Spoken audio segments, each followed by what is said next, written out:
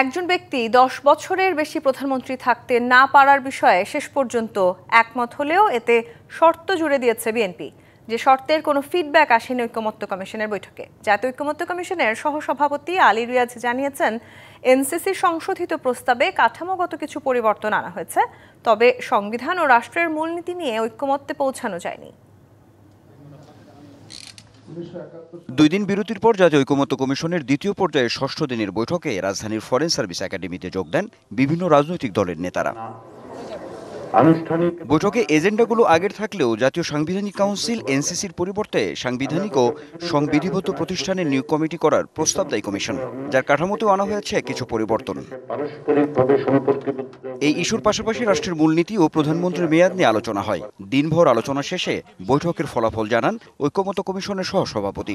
যে সমস্ত দলের পক্ষ থেকে এই বক্তব্যকে স্বাগত জানানো হয়েছে, এই পরিবর্তনকে স্বাগত জানানো হয়েছে, তারা আরও কিছু কিছু বিষয়ে পরামর্শ দিয়েছেন।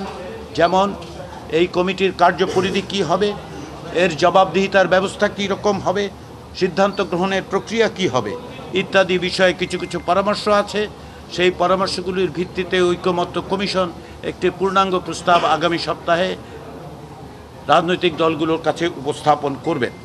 মূলনীতি নিয়ে বিএনপির অবস্থান তুলে ধরার পাশাপাশি এনসিসির সংশোধিত প্রস্তাবে কেন তারা একমত নয় তারও ব্যাখ্যা দেন দলের এই নেতা। যে সংবিধানে নতুন একটা বডি বা নতুন একটা কমিটি সংযুক্ত করতে চাচ্ছেন, সেই বিষয়ে আমাদের পরিষ্কার কথা হলো যে সমস্ত সাংবিধানিক প্রতিষ্ঠান এবং সংবিধিবদ্ধ প্রতিষ্ঠান যেগুলো রিলেটেড এটার সাথে, সেগুলোর আইন না থাকলে আইন করা, যেগুলো বিদ্যমান আইন আছে সেখানে সংস্কার করা।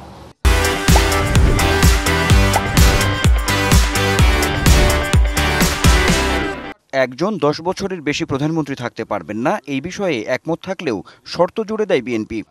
এই বিষয়ে আমরা একমত, তবে এই জাতীয় সংস্থাগুলো এনসিসি বা সাংবিধানিক নিয়োগ কমিটি এই জাতীয় সংস্থাগুলো দিয়ে নির্বাহী বিভাগের সমস্ত কর্মকাণ্ডকে সমস্ত জায়গায় ইন্টারফেয়ার করার যেখানে সম্ভাবনা থাকে এগুলো করা হয়, তাহলে আমরা সেই প্রস্তাবটা গ্রহণ করতে পারবো না।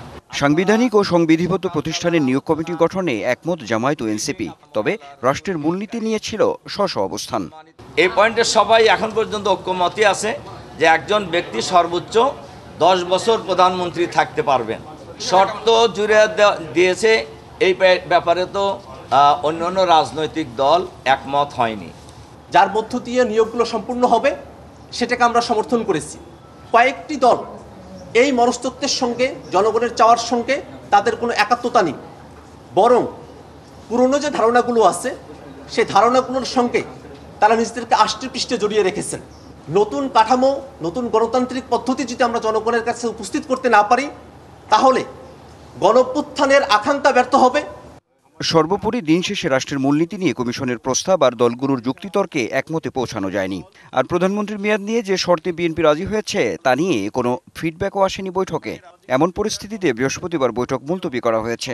আগামী রবিবার থেকে আবার অমীমাংসিত বিষয়গুলো নিয়ে আলোচনা হবে। নভেম্বর মাসে। Anwar Hossain, DBC news, Dhaka.